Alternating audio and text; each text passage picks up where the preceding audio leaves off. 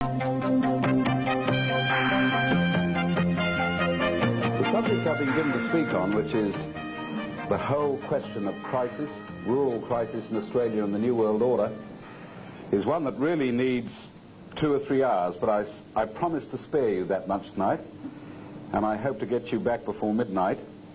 But something of the complexity of all this perhaps could be understood if I told you of a meeting that I had down in Victoria about 10 days ago when I was the guest speaker of the annual convention of the Farm Management Society down in Albury. And the subject I'd been asked to speak on was the New World Order, which created a lot of controversy. There was some dissension about whether I should be there speaking. Apparently it's a hot subject. But the most interesting thing to me was that the conference concluded with the convener getting up and telling the audience his experiences. He said, I have heard Prime Minister Bob Hawke and President George Bush talking about a new world order. And I was interested in that, and I wondered if it had any bearing on economic problems facing farmers. So he said, I rang the Department of Trade down in Canberra and said, look, have you any material on the New World Order, and could you provide a speaker to our forum so that we can get a bit more information? To which there was a long, pregnant pause at the other end of the telephone line, and they said, well, they did have some material on the New World Order, but they weren't quite sure if they were at liberty to release it, and they certainly didn't have any speakers. And there was a bit of shuffling around where they asked each other what the right thing to do was, and apparently nobody quite knew, so they suggested he get onto the Department of Foreign Affairs, which probably was the right department dealing with that subject. So he rang the Department of Foreign Affairs, and he said there was an even longer, more pregnant pause the other side of the line, and they said yes, they did have a lot of material on this, but they weren't quite sure how far they could go in releasing it, and beside that they didn't have speakers, and they weren't quite sure if they could help, but why not try the Prime Minister's department? So he rang the Prime Minister's department, and he said the pause there was the longest of the lot, and they said they had a lot of material on the New World Order program, but they didn't have any speakers, and the material they had, as far as they understood, could not be released without the personal go-ahead of the Prime Minister, who wasn't available at that particular time. So they were dreadfully sorry, but they couldn't help. And he said that was the situation. We have coming over our news services a whole lot of talk about the New World Order and Australia's involvement in it, but apparently we can't get government speakers to come and tell us what it's all about, and that is the reason that I'd been invited to speak. And I've got to be honest in saying that over the 20-odd years that I've been looking at this question, that's broadly been the reaction. A lot of people have a vague feeling there's something called a New World Order, but it's not one of the things you speak about in polite company, and apparently we've reached the stage now where if you want to get on in this hard, cruel world, you're not allowed to speak about politics or religion or the New World Order. And if you keep off those three, you're going to do very well. About 10 days ago, we had an article in The Australian by an academic called John Carroll, speaking about the whole question of protection of Australian industry. Now, he struck something of a blow by saying that unless we begin to do something to protect our Australian industries, it's now only going to be a short time till we have nothing left to protect whatsoever.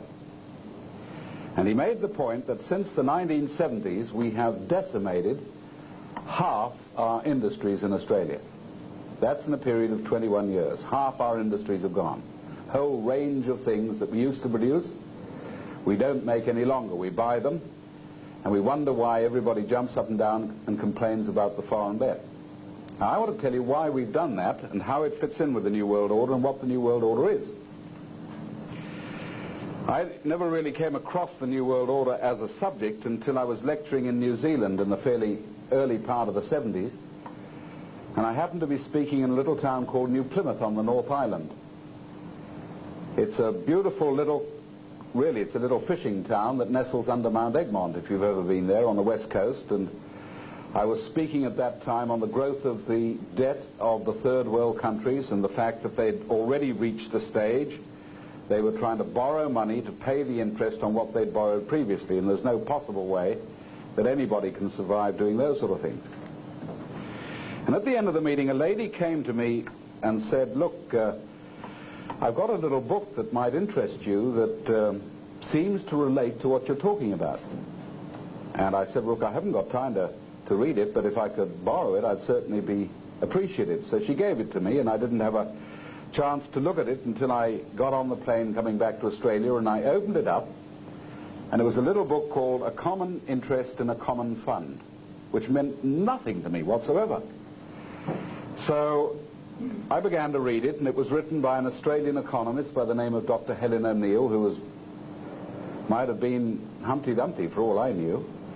But it was a story of a program that was unfolding through the United Nations for the transfer of control of all basic commodities out of nations like Australia to a division of the United Nations called UNCTAD, United Nations Conference on Trade and Development. And what was going to happen if this program was realized would be that 18 international commodity boards would be set up through this division of the United Nations, which would take charge basically of the world's foodstuffs and fibers and minerals. Now that was pretty important to Australia. It listed the sort of things, grain and meat and fibers like wool and cotton, timber, sugar, coffee, cocoa, obviously not things we produce here, but then it went on to a whole list of minerals like iron ore and coal and copper. By the time you came to the end of the list of commodities they were considering, you'd virtually touched all what we call primary industry here in Australia. Now once they had established central control through the United Nations of these commodities, something called a common fund would be set up, which is where the title came from, which would be like a kitty which all nations would contribute into, and they would try and establish what is sometimes called supply management and reserve price schemes, and they would arrange deals between producers and consumers and all participating nations, which basically meant every nation in the world, because everybody, with the exception of one or two, were members of the United Nations, would be compulsorily required to take part in this thing. Now I thought to myself, if this thing is really a goer, I would have seen about it in, say, The Land, which is the main rural paper in Queensland, or in New South Wales, or the Queensland Country Life, or the Grain Growers, or whatever it happens to be, or perhaps some of the small business papers, because they would be discussing this. I mean, every issue is coming out on marketing schemes and how we attract exports, and if this was really on the drawing board, surely all their members would have been debating this thing hotly. I'd never seen a reference to it. So I thought to myself, it must be a dream that they've got coming up sometime in the future. But nevertheless, coming through this book, there was enough to suggest that a lot of preliminary discussions had already taken place to make me want to know more. And then also through the book came a thing called the New World Order. This commodity fund idea was part of the New World Order. So when I got off the plane in Sydney, instead of going home, I looked up the United Nations in the telephone book, and yes, they had a number, and I subsequently discovered they had one of the top real estate spots in Sydney, in Martin Place. So I went along there and found quite an imposing building and a big staff, mainly from the third world. Obviously they weren't helping the Australian employment situation, but nevertheless, all very efficient and sitting behind computers and looking very industrious and busy. And I said to the girl at the inquiry desk, look, I've come across this little book and it seems interesting to me, and I'd like to know how it fits into the United Nations and also what this thing called the New World Order is. Oh, she said, well, we've got stacks of material on that. That is basically the ongoing agenda of the United Nations. All the international discussions and the great conferences and the sessions and the assemblies are concerned with this unfolding world order program. So I said, well, can you give me some stuff that I can take away that I can understand it? Well, no, we don't have it available to take away, but we do have a reading room, and you can go in there and we'll provide anything you want. So I said, well, would you bring me everything that I need to understand the full ramifications? Oh, she said, that's a fair bit of stuff. And I thought to myself, this is going to take 2 or 3 hours. And she came out with a trolley about twice the size of this table here beside me, loaded up with books and pamphlets and reports that came from anywhere you can think of. The International Monetary Fund and the World Bank and think tanks in America like the Brookings Institution and conferences of UNCTAD and conferences of UNIDO and UNICEF, and then more think tanks in Europe. And by the time you've gone through all this, I didn't spend 3 hours there, I spent 3 days.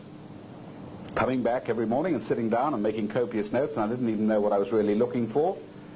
But gradually, as you went through all this stuff, out of it came quite a clear picture of a program that was already partially under discussion and being implemented, which was called the World Order Program.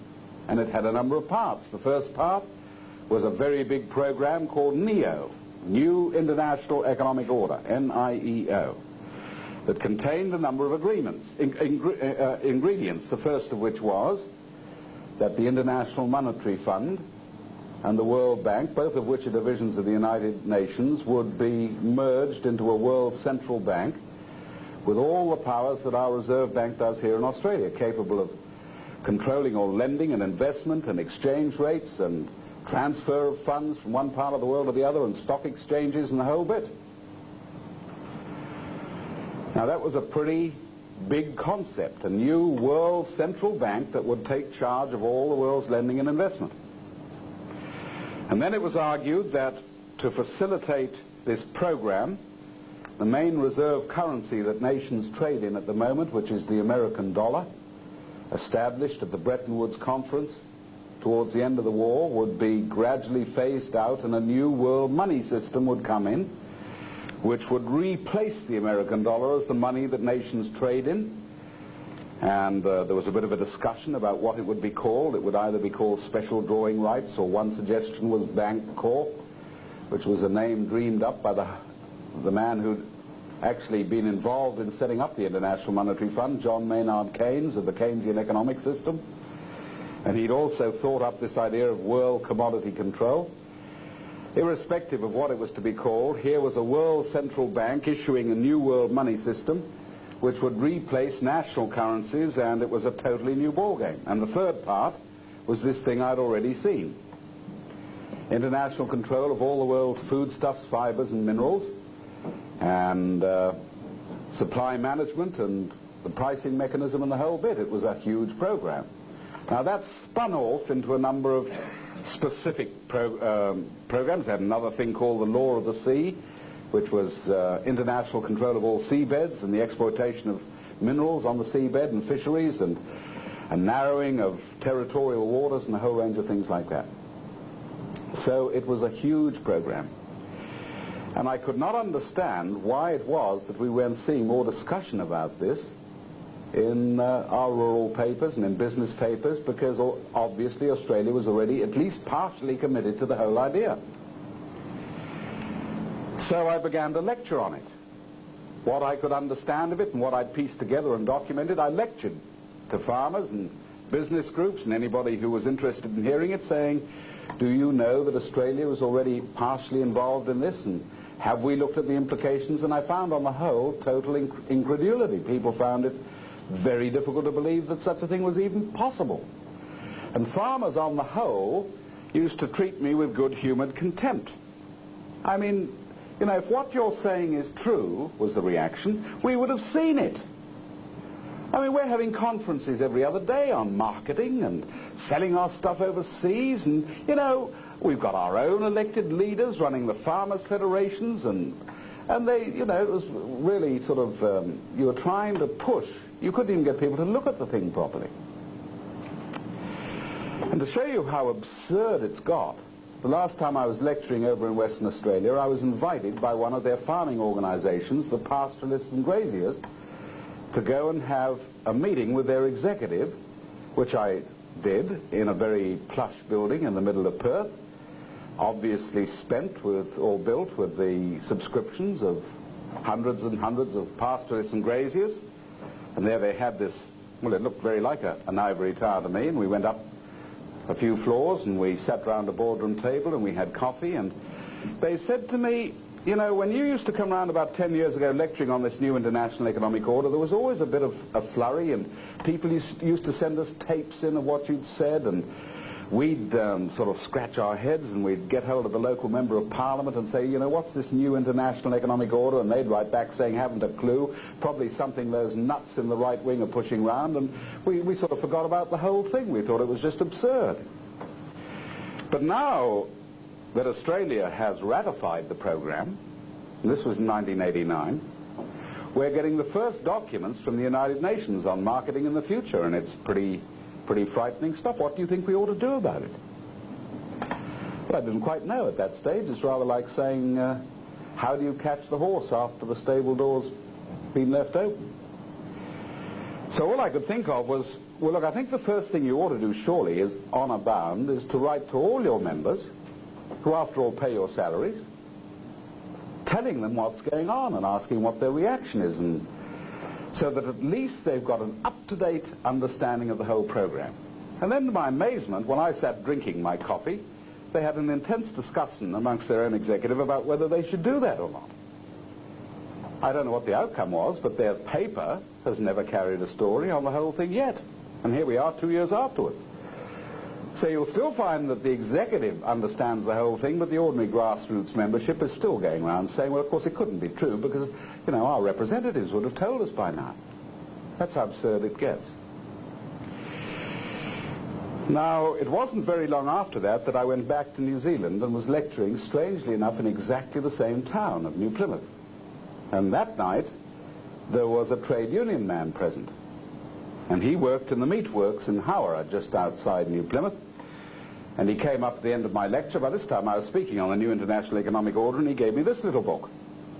And he said, we thought this was double Dutch, but apparently it is the program we're all to follow, and all our trade union branches have been given a copy of this, and we're supposed to be studying it.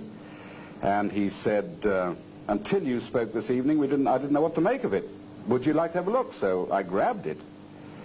And again, I didn't look till I was on the plane coming back to Australia, opened it up, and there was a little book, not printed in New Zealand or Australia or London or anywhere like that, but printed by the Novosti Press Agency Publishing House in Moscow. And the gentleman who wrote this little book was called Ernest Dubminsky, who was one of their top economists in the Kremlin, and there's a little blurb about him and his photo at the back. But apparently he's not working in Moscow. He is part of a team of 400 Soviet officials working for the United Nations, all on the permanent payroll. He was in Geneva. And this little book is the official Soviet evaluation of the New World Order program.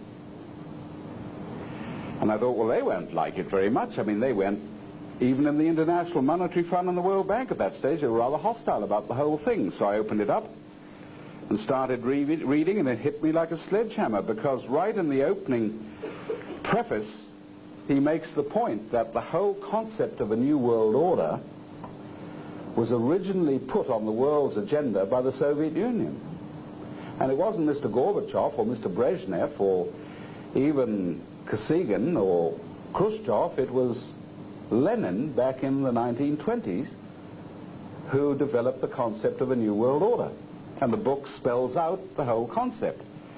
If you can imagine a brilliant revolutionary putting together the most vicious revolution that seized power in the Soviet Union in 1917, and then devising a program, now not looking till the next election. You see, if you become a dictator, you don't have to worry about the next election any longer. You look ahead perhaps 50, 60, 70 years, and broadly he divided his future program into two parts. One was devoted to revolution, which was aimed basically at destabilizing the Western world, the great capitalist nations, the enemy. And that meant getting into every area you possibly could, into their colonies, doing something about breaking up their trade routes, endangering their raw materials and supplies, breaking up their markets, and then destabilizing their social structure, getting into their educational mechanisms and their universities, and even, believe it or not, into the churches.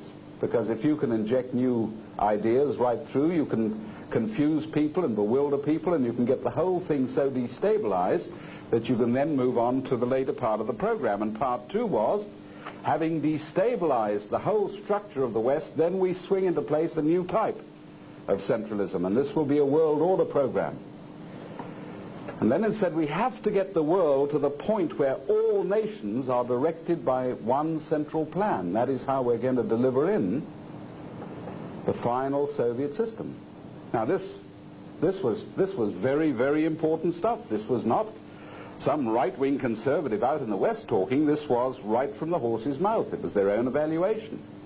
It was just after this came out that we had the top Soviet in the United Nations, the Under-Secretary of State for Legal and Constitutional Affairs in the United Nations, by the name of Arkady Shevchenko, defected across to the Western world. And he said, you might as well face it, he said the United Nations is the biggest control mechanism and the biggest spy tower that the Soviet Union has anywhere else in the world. Nobody really wanted to listen to that. The only paper in Australia that really carried this story was the Australian. London Daily Telegraph did a lot of work on Arkady Shevchenko, who's just drifted down into complete obscurity.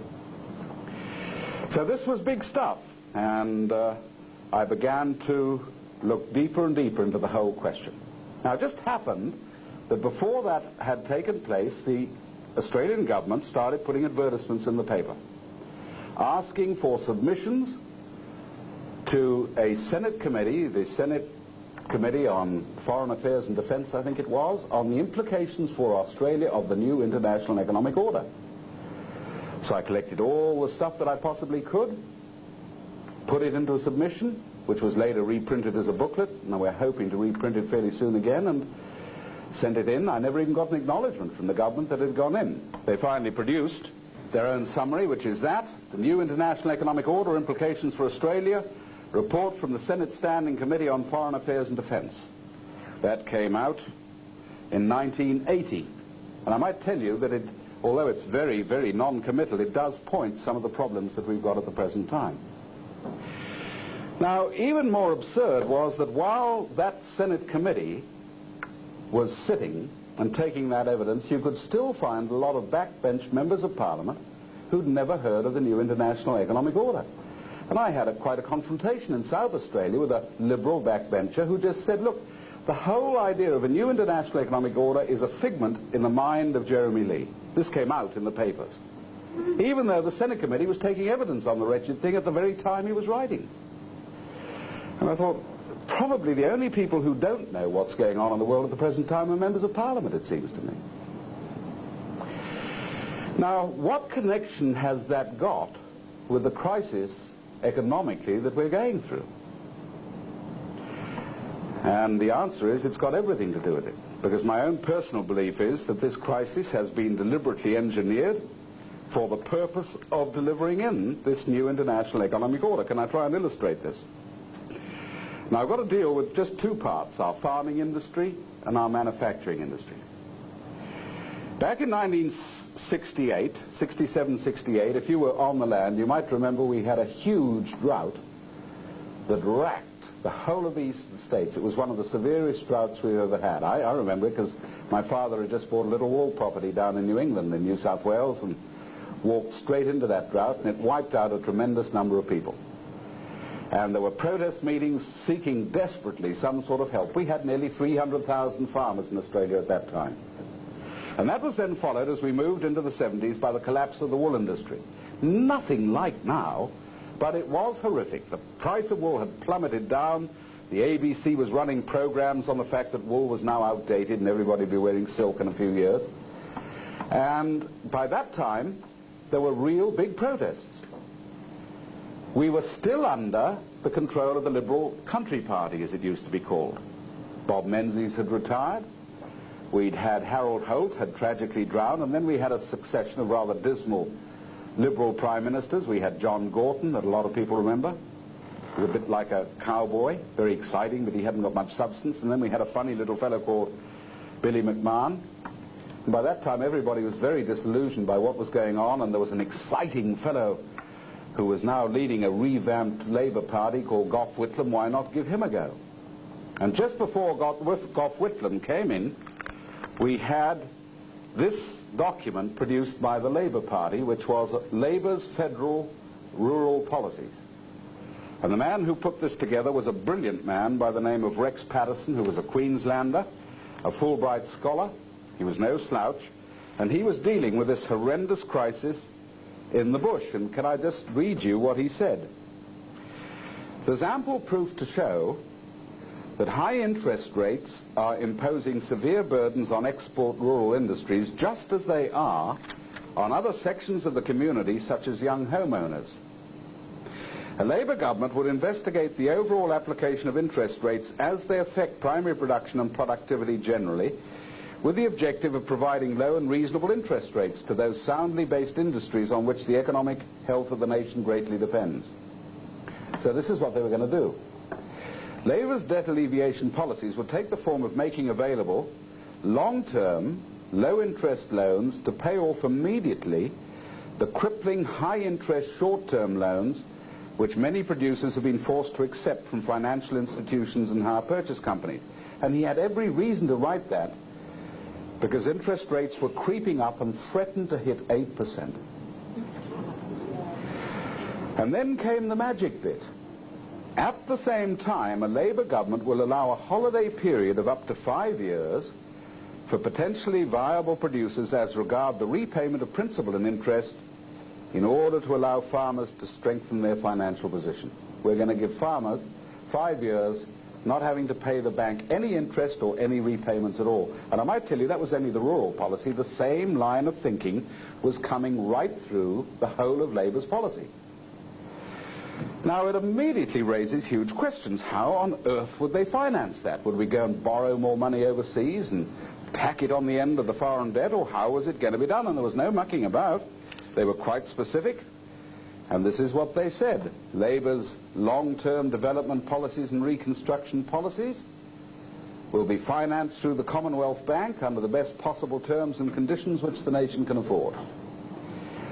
And then comes a hard-hitting statement. Labour is not tied, nor has it any allegiance to the private banking sector and hire purchase institutions. Labour believes that a lowering of the rate of interest for funds used for the efficient production of commodities, particularly for the earning of export income, will assist increased productivity. This in turn is necessary to counter the forces of inflation associated with full employment and growth. Did you pick up that last sentence? We need to lower interest rates to counter inflation. Now they're using the opposite argument. We've got to raise interest rates to cover inflation. You see? You can make black look white if you're a politician. But you see, the other thing is, the best terms and conditions the nation could afford, we've got some precedents. The Commonwealth Bank financed Australia during the First World War at 0.5% interest rate. It was used to save the wool industry during the Second World War. I don't know whether you know it. We've got an absolute panic now because we've got 5 million bales of wool in stock that we can't sell, and the whole thing's collapsed. We had 10 million at the end of the war, and it was no problem at all because we had the finance to handle it, and the whole lot had gone within 3 years, and then we had a wool boom. Now that's what Labour was going to do. And the man who put that together, Rex Patterson, was waiting for Gough Whitlam's electoral victory to do it. And Gough Whitlam was swept in with a huge majority, and Rex Patterson found he never even got his nose in the ministry. He was shunted off to the backbench, and into his spot came a giant of a man called Al Grasby, who became the Minister for Primary Industry. And at that moment, the whole program changed. The first steps towards internationalizing Australia had begun. Gough Whitlam delivered Australia in that direction. He delivered speech after speech on the new international economic order and bringing in world order things. We had a lawyer by the name of Lionel Murphy who tried to bring in the first Human Rights Commission and failed because they hadn't got the numbers in the Senate. And you want to go and read what the Liberal and the Country Party were saying against Lionel Murphy when that bill was put through, how disgusting it was, and it would sabotage Australia's constitution and goodness knows what. And no sooner did the Liberals get in when Gough Whitlam got out than they put through what Lionel Murphy couldn't get through himself. There was no change whatsoever. So we were then headed straight into the New World Order program, and it was going to decimate primary industry and small business. Now, we were a pretty self-sufficient nation at that time. Hundreds and hundreds of little industries had gained maximum protection at the end of the war and were really going for their lives. You could go into the hardware shops, and you could go into our grocery shops and light engineering, and you'd find nearly all the stuff you bought was made in Australia, but that's not the case today. You go into your spare parts, or you go into your supermarket and you'll find made where? South Korea or North Korea or Taiwan or Sri Lanka or Zimbabwe or Brazil or the Argentine, and hundreds of little industries, tremendous industries that used to be the basis of Australia's productive sector have gone to the war. Half our industries lost since 1971. Half our industries. And they are now falling quicker than they've ever fallen during that last 21-year period. And the result of this is that you find more and more workers in Australia suddenly getting out of their employment onto the dole queue.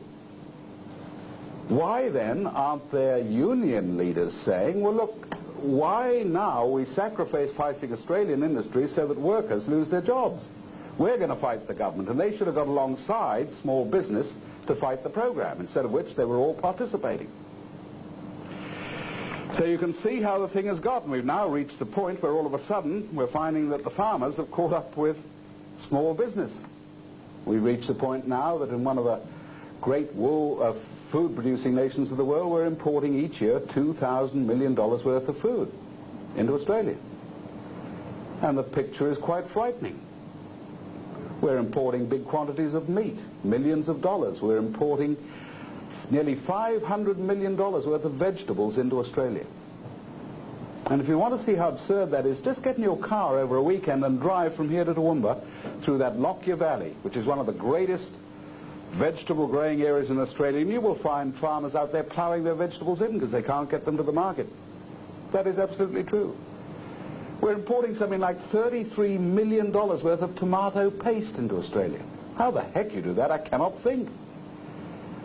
We're importing lamb meat, we're importing leather, we're importing, you just name it, and you'll find we're now importing $16,000 worth of food into Australia for every farmer that we've got left. And that figure is going to rise dramatically because at the moment we're losing one farmer every hour or every day, 24 hours a day. Huge exodus. We're going to lose half of them before too long. And round the farmers, we're going to lose hundreds and hundreds more of what is left of our business structure. Now, how did we reach that point? Because just before Gough Whitlam got tossed out, he signed, I believe, the most infamous document of the whole lot, which is the document that sabotaged our industries. It was called the Lima Declaration. And the Lima Declaration came from a division of the United Nations called UNIDO, the United Nations Industrial and Development Organization. It was signed, strangely enough, in Lima in Peru. And basically it said this: the third world is collapsing under debt, and the reason it is collapsing is because the big industrial nations of the West have been too fat and greedy and have got too big a slice of the cake. Therefore, we're going to ask those industrial nations to sign an agreement that they will wind down their own industries and transfer technology across into third world countries so that they can begin to produce what nations like Australia used to produce themselves, and then we'll give them preferred nation status in exporting back inside those countries. Now, can you believe that an Australian government would sign a document which says we wind our own industries down and give another nation the chance to sell us back the stuff that we used to produce ourselves? But we signed that. Whitlam signed it, and the man who pushed it harder and further than anybody else was a guy called Malcolm Fraser, who was making speeches all around the world on the need for the common fund. And if you want to see it in documented form, there is the United Nations Conference on Trade and Development. By this time it was under UNCTAD, an international code of conduct on transfer of technology. The whole story is in there. officially documented book. So we've wrecked our industries, and we're wrecking them even faster. And as a result of this, taxes have gone up, debt has gone up, and interest rates, well, perhaps you haven't noticed it up here, but interest rates have gone up too. And you can find farmers out in the bush paying up to 27% interest. Every time they get into trouble and move into a new risk factor, the interest rate goes up instead of down to try and keep them on their feet. And the result is there's absolute chaos now in rural Australia, and we're going to see that hitting the cities with increasing violence over the next 6 to 8 to 12 months. Hundreds and hundreds of industries will go and jobs will disappear. Not because we can't produce, not because Australians are bludgers and can't compete with Southeast Asia, which is the story being spun at us the whole time, but simply because we have been deliberately put under penalties which make it impossible to survive however good you are, and then accused of being inefficient when you can't keep up.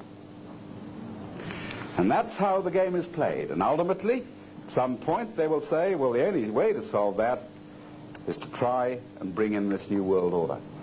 Now, how does that then tie in with the Gulf War? When we sent our mighty armed forces over to prop up George Bush in the Middle East, it produced two problems for Mr. Hawke. The first was that the peace movement got its act together and we began to see peace protests, which became quite big. The second thing was, much more serious for him, it split the Labour Party. And there was a big section in the Labour Party did not like the idea of simply wagging its tail every time the Americans whistled. And finally, at the very time he needed national unity to try and preserve some sort of impact overseas, Bob Hawke called together the Labour Party. The argument he used was not, we've got to beat Saddam Hussein, or we've got to defend oil, or this is a mighty blow for the little man, or anything like that. He simply said, do you not realize that this is part of the world order program? That's why we've all got to stick together. And the Labour left basically said, oh, we didn't realize that. All right, well then we'll back off. And finally it came out in a full page in the Australian, why Labour would go to war for the New World Order. That was the headline at the top. Why Labour would go to war for the New World Order. And it had the whole argument. I'd just like to read you the arguments of just one backbench Labour man, Dr. Andrew Theophanous. This is what he said in the House of Representatives.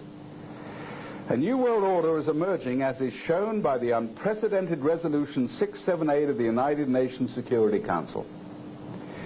When a situation arises in which the United Nations has gained a tremendous boost in its power, in its authority,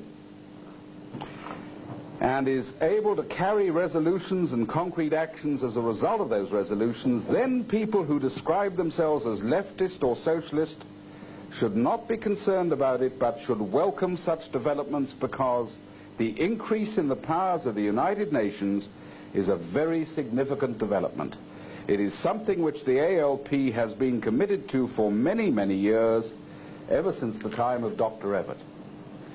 And those of you that know anything about Dr. Evatt would know that he set the whole thing in motion through the Fabian Society and was in actual fact the first president of the United Nations. So that's the argument that Bob Hawke used. Now, what did Dr. Andrew Theophanous mean when he said this is part of our program? You've got to go and have a look at this document, which is the Australian Labour Party 1982 Platform and Rules, which came in just before Bob Hawke got into power. It was no longer the old traditional Labour Party of Ben Chifley and John Curtin and Arthur Calwell and some of the great Labour men of the past, who, whatever else you say, were certainly patriotic Australians. This was a totally revamped, changed Labour Party that was now involved in a world program. And so it started off virtually on page 1 with the things that had to be done for the New World Order. The flag must be changed. We've got to get rid of the monarchy and have a republic. It's written in there. We've got to eliminate barriers against world law, such as the Senate and the Constitution.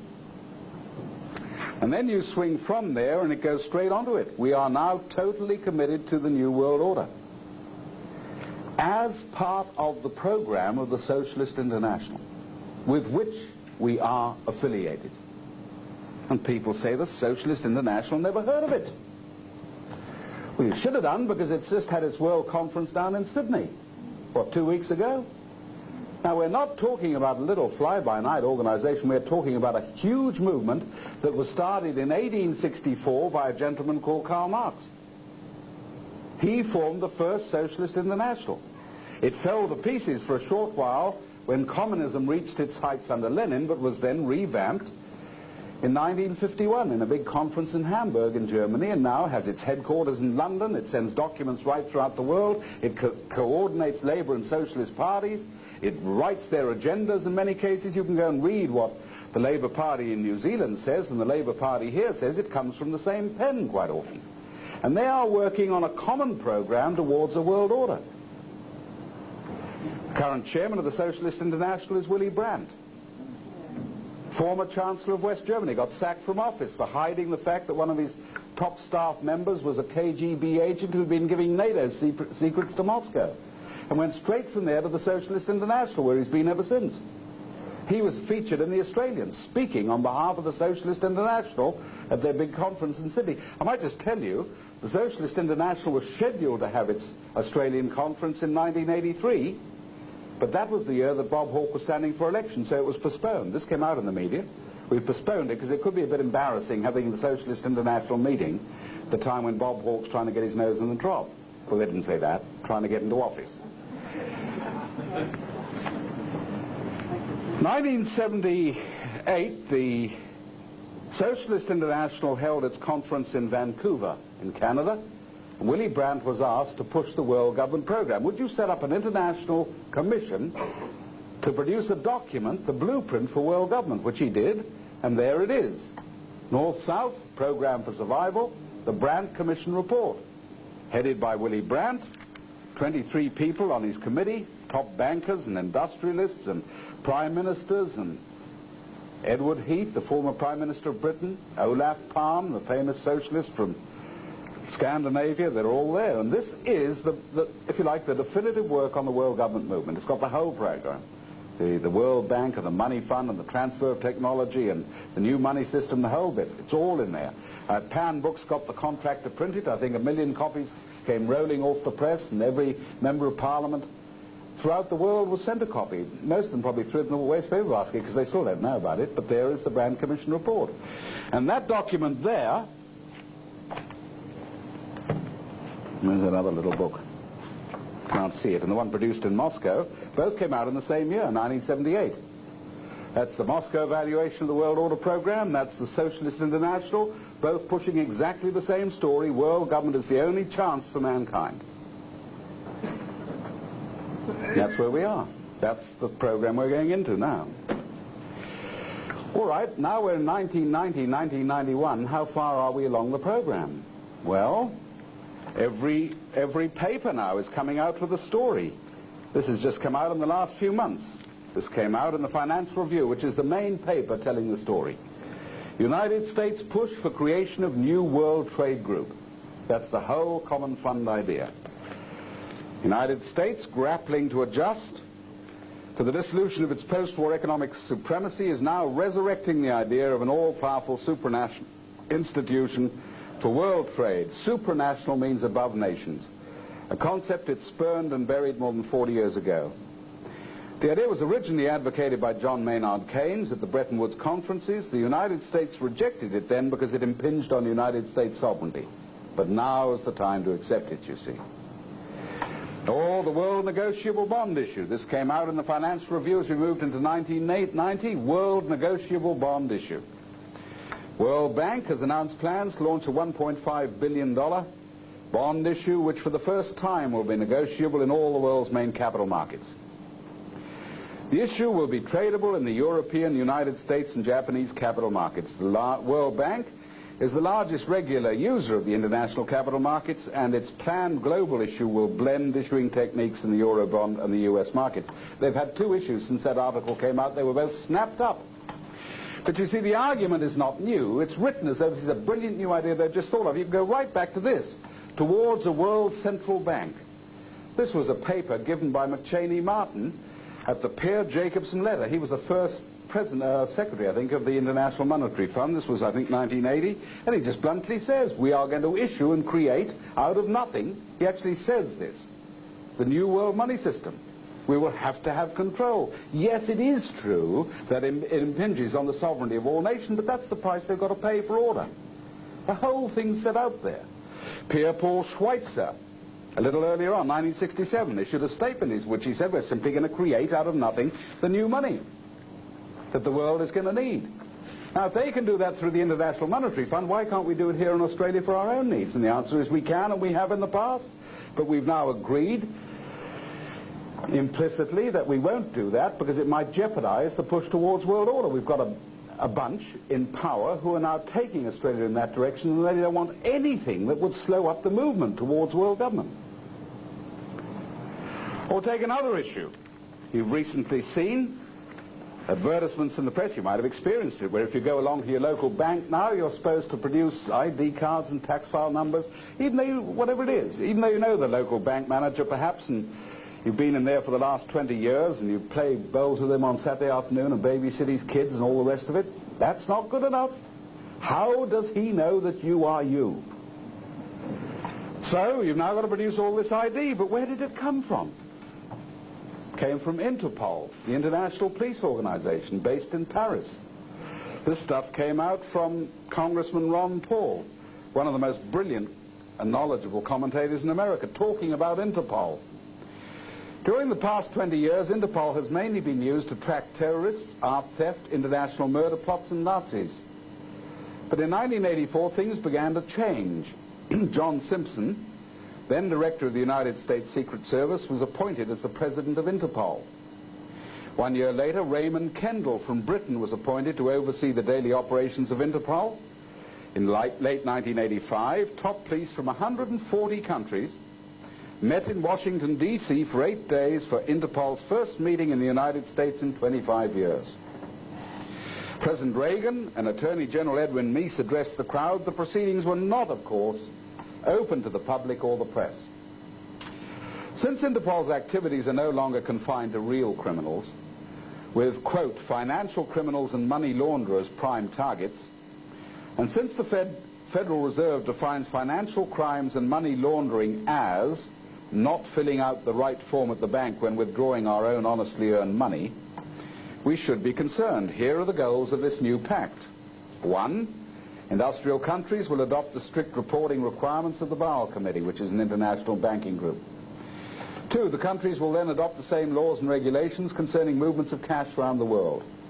3, all banks, bankers' associations and police within the trilateral countries will share information with every other bank enforcement agency. 4, regulators, bankers' associations and law enforcement agencies will merge their enforcement techniques.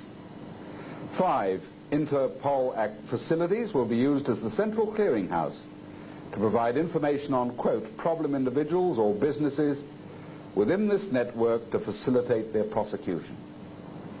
And Paul's conclusion was, this means that your local banker will become a spy for this arrangement, exchanging information on you with every other country using the International Criminal Police Organization, which could include China and possibly the Soviet Union next year. There you are, that's what's behind that one. Simple as that. Now, before the world is finally shunted or pulled or pushed or bullied or persuaded or seduced into this new world order, we're being regionalized into 3 major trading blocks. First of which is Britain, is Europe, which comes into fruition on the 31st of December, 6 days after Christmas, 1992. Everything is now 1992. Now, I don't know whether you realize it, but on that night, the Union Jack is pulled down in Britain and a new flag goes up. If you find that hard to believe, here is a special supplement produced by the Sunday Times in Britain that gives the whole story. Sunday Times magazine, you are a European, here is your official flag, this is how to draw it, 1992, are you ready? And there is a picture of the new flag that will fly over the whole of this centralized Europe. It's a navy blue flag with a gold circle. It looks rather like the United Nations flag, doesn't it? Curiously like the United Nations flag. We had one of the most eminent lawyers in Britain, Lord Denning, former Master of the Rolls, got up and said it's the end of our sovereignty, it's the end of our courts, it's the end of common law, it's the end of at least 1,500 years of our Westminster system. We will simply be a cipher taking orders from a centralized parliament in Brussels, and that's what it's all about. 1992. Now, the person who signed on behalf of Britain to go into that was Margaret Thatcher, who subsequently woke up to what had happened and began to dig her heels in as she realized the full ramifications of the Single European Act. She said, we agree to cooperate but not to lose our sovereignty. We certainly won't accept a Central European Bank and what is called EMU, the European Monetary System. And no sooner did she say that than the attack began. The whole media began to tear her to pieces, which is virtually controlled by two men in Britain, Rupert Murdoch and a gentleman called Mr. Robert Maxwell, which is his current name. His previous name was Mr. Koch. And ultimately it led to the end of Margaret Thatcher as the Prime Minister. The man to take Britain into Europe was waiting in the wings, ready to take over, Mr. Michael Heseltine, who just missed out by a fluke. And a little unknown guy called John Major became the Prime Minister, who was a Thatcher follower and is trying to play it by ear a little bit slower. He can't just stand in the light or he'll get knocked over, but at least he's trying to drag his feet. But Margaret Thatcher, interestingly, has now become the chairman of a group called the Bruges Group, which is a new association of politicians opposed to going into Europe, which is growing slowly the whole time. And they come from every party, Labour, Social Democrat, and also Conservatives. And they're getting more and more publicity. They can't knock her off the perch now because she's already done, and she's probably going to do more good there than as the Prime Minister. Rather interesting. And the opinion polls in Britain show a great hardening towards this idea. So much could happen between now and 1992. But, just after she signed the Single European Act, onto the world stage bounced a new figure by the name of Mikhail Gorbachev. He just came right out of the blue. Nobody had really ever heard of him. But he said a very interesting thing. Yes, I am a convinced Marxist-Leninist. Always have been, and I still am. But I'm a different one. I'm a nice one. Why? Because he wanted to bring the Soviet into this new world setup, and you can't do that while there's an Iron Curtain and a Berlin Wall, so he had to create the atmosphere in which the change was occurring. And he was feted through the world. The man who's bringing glasnost and perestroika went to America, got a ticker-tape welcome. They had Razor Gorbachev written up in every ladies' magazine.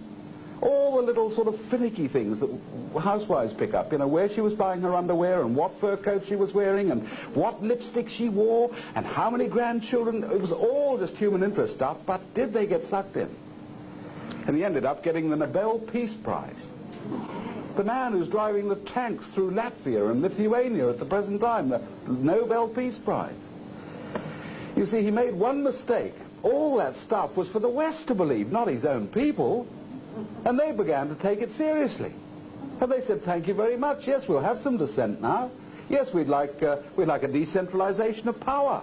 Yes, we would like our own government back. Well, they weren't supposed to do that. And now he's finding that he's got the tiger by the tail and he doesn't know how to let go. He's going to be consumed by the very thing that he thought he was shaping. The second block, North America. North American bloc is being rushed through at the present time. Now, this has only come out in just the last few weeks. This was the headline, the leading article in the Financial Review, February the 7th. There we are. North America builds own trade bloc. The merging of Canada, United States, and Mexico to begin with. Then to be followed by countries in Latin America and the Caribbean. And it is not just a common market. It is political. They've got to have common legislation.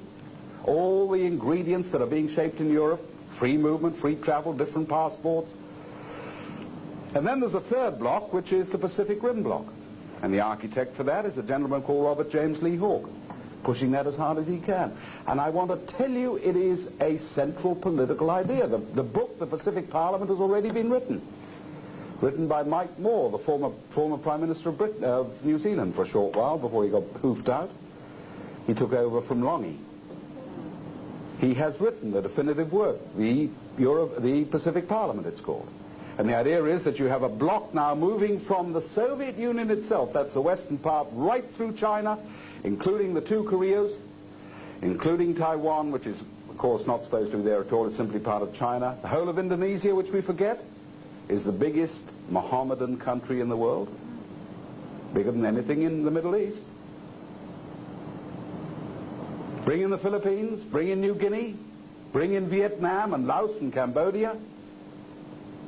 And tacked right onto the bottom of that is a little, well, it's not a little, it's a big island continent inhabited by the sleepiest, dopiest, most materialistic, self-centered people in the world today. But the only thing that ever moves them is footy or tinnies or arguments about whether Powers is better than 4X. Or the Melbourne Cup. And we are going to get hit so hard. We're just getting the first blow now. We ain't seen nothing. You know, we think that things are getting tough. Boy, what those people behind the Iron Curtain have gone through. I remember many of them, you know, Ukrainians and Latvians, they come up to you at meetings and they say, why can't the Australian people see what's happening? Do you know that we are training young people through our educational system that don't even know their own history? We've got 75% of young people in this country who've never even heard of the Constitution. How do they know what they can defend? They know all about everybody else's dream time, from the Eskimos to the Sioux of North America or something, but talk about their own history and their own heritage. And that's where we are at the present time. Sometime, I don't know when, I'm certainly no prophet, and I don't want to start trying to prophesy, but I would imagine between now and the end of the century, we are going to be brought to a point of no return. We haven't reached it yet. Which way does Australia go? Because you see, there's one vital question we've got to answer. If we go into this world government, even piecemeal, what happens to our Constitution? Which is the founding document that put this country together. We all voted the thing in by a referendum in this country. The decisions made in Australia are made by the Australian people, not by the United Nations or anybody else. Yes, we want to cooperate with other nations, but we don't want to lose our sovereignty, surely. We the people, it says.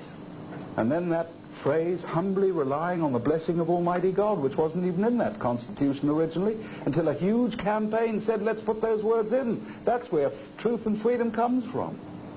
And then it sets out the rules. This is the Parliament. This is the upper house. That's the lower house. That's how the judges are appointed. This is how we have elections. These are when the elections will be. These are the powers the government shall have, no more and no less. And you go right to the end and it says, not one word of the rules for Australia shall be changed unless we've had a referendum and all the people have been asked and they know what the decision is and they can say yes or no. Do you think Bob Hawke or John Hewson or whoever comes after him is going to have a referendum of the people and say, look, Australia, we've got this chance to go into world government and we think probably it's the right one. You know, everybody else is doing it, but we know the rules say before we do it we're supposed to ask you, because we are your servants, and the Constitution says, could we have a referendum now, whether you say yes or no? Do you think they're going to do that? So what we've got to do is work to create the mechanism to have a say. If we don't do that, we're gone. And that's why this whole thing on citizens-initiated referendum is so incredibly important. It's much more than whether we bring the price of sardines down. It could be the one mechanism we need to say yay or nay for the future of this country. And that is this thing that citizens can actually have a referendum when they want. And the government can't go against that if the majority say no. Citizens-initiated referenda. The thing that works in Switzerland, which isn't a member of the United Nations. Their referendum kept Switzerland out of the United Nations. There's streets ahead of us, aren't they? I believe that's the choice we've got, whether we remain a Christian country or whether we opt now for the new religion of world order, which is basically humanistic, very antagonistic to Christianity. And the last point I'd like to make is, who is therefore going to shape our choice? And I've got a horrible message for you. There ain't nobody left but us. Each one of us here tonight. People say, oh, don't talk like that. I'm flat out trying to keep going, you know. My business is up to here in debt and I can't keep up with my job, and, you know, the price of petrol goes up every week. The wife's nagging me, the kids are at my back the whole time. How do you expect me to save the nation? And I haven't got a quick answer. Except that if each one of us does something, if we simply keep in touch, if we can get one tape of an address like this around, if we can just get hold of a member of parliament and just say once to him, I'm not voting for you unless you stand up. It does make a difference. Many drops fill the bucket. Therefore, each one of you is tremendously important here tonight. We haven't got the whole of Brisbane. But you know, the world's been changed with a smaller number than we've got here tonight. Each one of you is very, very important. I don't care if you're 95, you can do something. You can stick a stamp on an envelope and write to somebody. If you're young, you're incredibly important. This country belongs to you. Never believe anything else.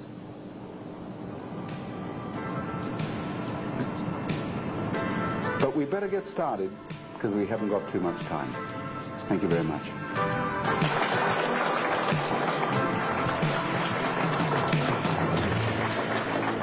What are the roots of the New World Order? Is it ancient Judaism? Does it relate to the failure to accept Jesus Christ as Messiah? Certainly it does.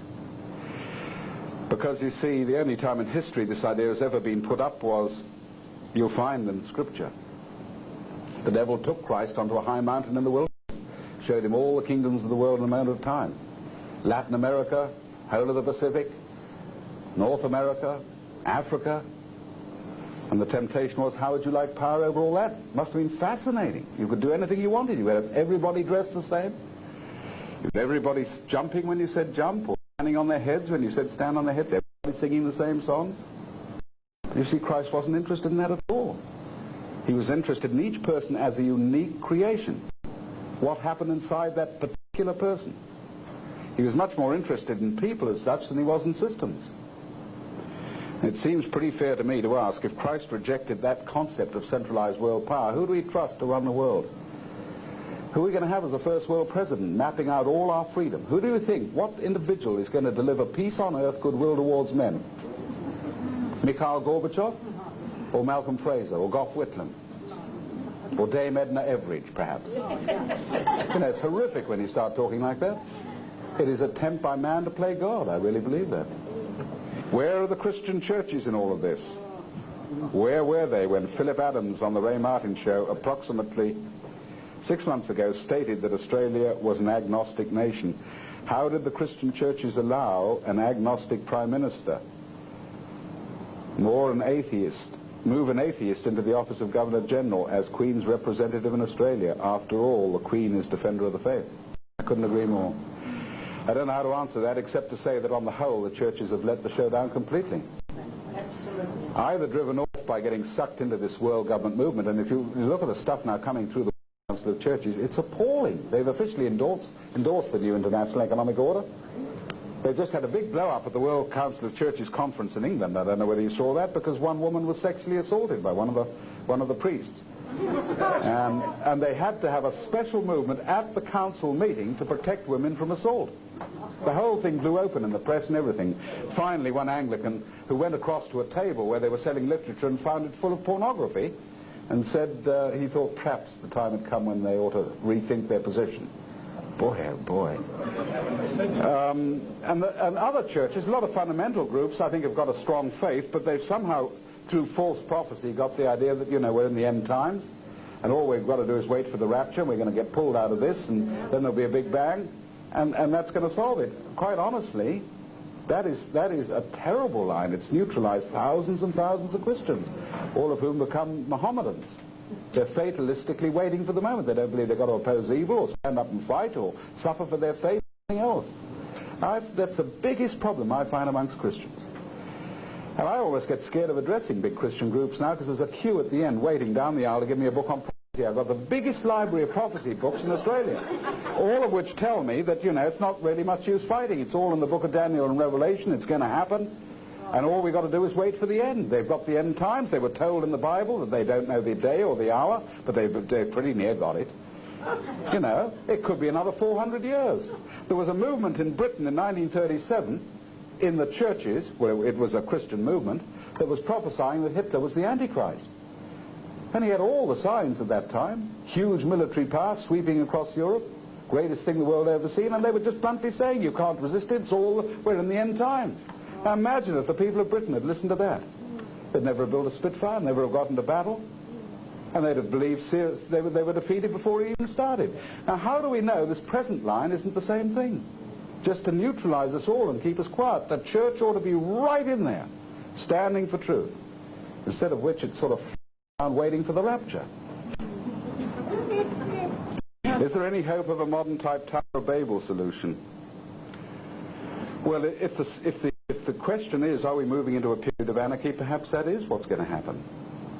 I think it's little communities, little groups who are going to provide the blueprint for the way things move forward in the future. That's why, you know, if people think they're going to survive this thing on their own, they're kidding themselves. I've met people who think I'm going to buy 5 acres, I'm going to build a big pit, get all the baked beans ready for Armageddon, I'm going to have a gun there ready, and somehow I'm going to see this thing through. You're kidding yourself. The thing, I mean, I met a guy in Victoria who got the whole thing mapped out. He even had water filters, and he worked out what happened if the nuclear bomb dropped, and he was just shot down with one question. There you are in your little bunker, and a lady walks up the road with a starving baby, and she asks for help. Do you shoot her or feed the baby? And he sat for an hour saying, oh my goodness, I knew there was a hitch in this thing. It is associations of people who can support each other and help each other. Little groups of people, just your own street or your own little suburb, building a community there that can work together and have got the picture. That is, you know, love is the opposite of hate. Love is the opposite of fear. And love, in a sense, is concern one for another. That's where we've got to start. Are you faithful to the present Australian national flag? Well, I'd like to think I am, yes. Incidentally, I think we have available still a video on the history of the Australian flag done by Rupert Goodman, all illustrated. It's got so much, it goes for an hour just on the flag. Stuff that people have never heard of before. Even how it represents the Aboriginal people. You know, there's a whole lot of the Dreamtime built into the Australian flag. You mightn't believe it. You want to go and see that video by Rupert Goodman. And I'm quite sure you can probably still get it through the bookshop. What connection was there in the Gulf War with the New World Order?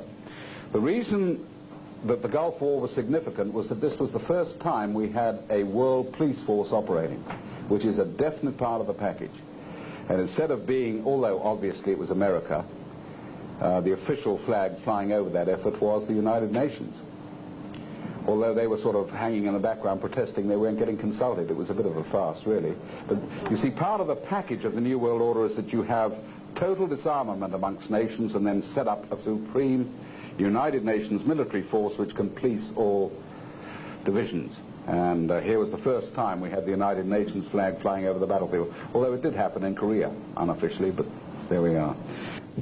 Who will benefit from a new world order? To which I will say nobody will benefit. Nobody will benefit. But those who are pushing it believe that if you got an elite in a position where they could shape the world, you could genuinely produce peace for everybody. And therefore, they really believe they've got the power of God. They believe that they could do it without corruption. They could solve all the difficulties and the problems and give us peace on earth with them at the top. So they believe that they're going to benefit and everybody else is going to benefit. But it's a false view of reality. I believe that the recent gun laws are illegal. Should we be well stocked with guns and ammo? I think there's a place for that. I really think the gun legislation is disastrous. I would like to see a situation like Switzerland where every young man is given a gun and is required to do military training, and then he keeps his gun at home, and they have less violent crime than anywhere else. My question is that you give a short example of a letter so that those who wish to write will do so effectively to their MP. Also, the person in charge is God, so pray in faith that he will save Australia. I'm right with that, I agree with that. But let us not believe that if we just sit praying that that's going to solve it. We've got to pray and act together. In other words, you've got to pray as you act for this nation. There's a lot of people thinking that prayer and nothing else is all that's needed. I don't believe that. A sample letter, I think just a polite letter saying, dear member, I think my own opinion is at the moment, don't worry about the Labour Party. It's beyond saving. I think it is committed. At least it's got the courage to be open what it believes. It's said what it's going to do. It is committed to world government. Why are they going to change? I saw somebody go up and speak to Gareth Evans once and said, look, Senator Evans, are you for world government? He said, sure I am. It's in our policy. I've always believed in that. Well, whatever else you say about him, at least he's open and he says it. What I hate are the parties that have in their objectives, we stand for Australian sovereignty, and then are going along with it when they're in. Now, at the moment, the Liberals and the National Party, what's left of them, believe they're going to get into office at the next election without making any promises at all. Labour's making such a mess of it, they're just going to walk in, and basically the word has got out, don't commit yourself. And I think somehow we've got to shake that. We've got to shake them until they say, we just say to them, please understand, I'm not going to vote for you at the next election until you answer some basic questions. I would like to support you, but I feel I cannot at the present time. Questions are, do you stand for the New World Order, or do you stand for Australia's sovereignty? There's a good one. And then go on from there. If I think that you will really stand for this country, I will consider voting for you, but please don't count on my vote yet, because at the moment you're not standing up strongly enough. That's the, just sort of thinking off the top of my head, the sort of letter that is going to make a bit of a dent. You say the children are our future. How can we assure that our children are taught the proper values you talk of? Oh boy, that's a hard question, isn't it? All I can say at the moment is, you've got to teach them as much as you can at home. Don't ram it down their throats, but at least give them our heritage. We've tried to do a bit on that. We've got a very good video on 3 papers now, our flag, our crown, and the Constitution. If you don't do anything else, it's very well done. It's beautifully illustrated with pictures, so that I've shown that in schools, and the kids have said it's just marvelous. And I think we showed it here one night many years ago. We had 2 Republicans came that night, and both came up afterwards and said they could, for the first time, saw the value of the monarchy in the flag. They'd never seen it before, never been explained. So that's a start. But it needs much more than that, but that's a good start. What is the position of Africa and India? Africa, north of South Africa, is virtually a write-off. And I believe the factor there is AIDS. The decimation of the AIDS question in Africa is so great now that I don't know what's going to happen. From Zimbabwe through Zambia, Uganda, their populations are going to be decimated by the end of this century. I think, thirds of the population. I met a guy who'd just been through Zambia the other day. He said there are no middle-aged people at all. Only small children and very, very old people. That's all that is left. Village after village after village after village. North of where I was born, Kenya, the place is being devastated by drought and famine, which is basically man-produced. South Africa has been sucked into the New World Order program. I don't know where they're going to fit in, but the de Klerk government is committed to this, mainly through their press, which is Oppenheimer-controlled. India, I can't honestly say. I should think that India, I don't know what will happen in India, except more and more civil war, I think, and that basically is religious there, between Mohammedan and Hindu, and is now threatening to explode. There are a number of countries, I don't know which block they will be pushed into or where they will fit. The original plan I saw for regionalising the world came from the Club of Rome, and they envisaged 10 regions. They actually used to publish maps of 10 regions, and each nation was numbered and you knew where it was going to fit in. But this three-block idea, which basically is a trilateral commission from David Rockefeller, is unresolved. It's broadly three groupings, one European, one headed by Japan and one headed by America. And where the little ragtails and bob ends fit in, I'm just not sure yet. No doubt we'll be told as we go along. But we better get started, because we haven't got too much time. Thank you very much.